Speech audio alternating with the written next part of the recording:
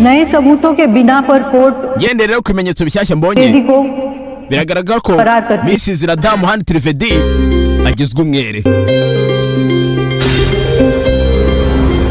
और उन्हें बाइज्जत बरी किया जाता है। ndetse agiye guhita akurwaho ibyaha byose yaregwaga. ngo nimba urubanza rwari rushingiye ku maretere bikaba bigaragaye ko ayo maretere ari aya fake nyine.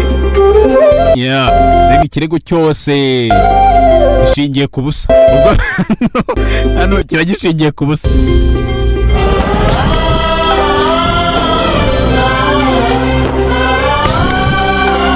bishimyemo uyu karamurya aragiye bita ku bijyanye n'inyandiko birengagiza impapuro. impamvu buriya buri kibazo cyose kiba gifite igisubizo. Congratulations, Mr. Trivedi. Mr. Trivedi na madamu. Congratulations. Nzemera kundata amashimwe kwawe kunshimagiza kwawe जब असली गुनहगार को सजा दिलवाऊंगा igihe nyirabayazana azaba yarafashwe ubiri inyuma uyikangamo urebe. अब जबकि ये प्रूव हो गया है कि लेटर्स तुलसी ने नहीं लिखे buno tumaze kugaragaza ko aya maletire atanzwe na Turusi. लिखे किसने buno n'ikibazo gisigaye ni ninde wanditse ayo maletire.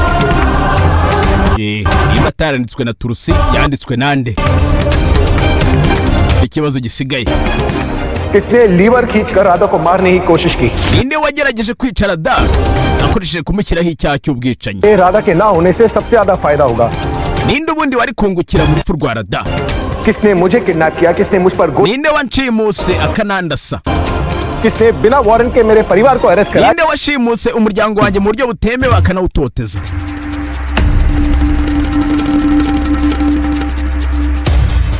ये सारे सवाल जो है ना your honour kandi ibyo bibazo byose n'icyubahiro तरफ इशारा करता है bishingiye ku izina rimwe ryonyine और वो है दामिनी Bhardwaj. iryo nta rindi ni Damini.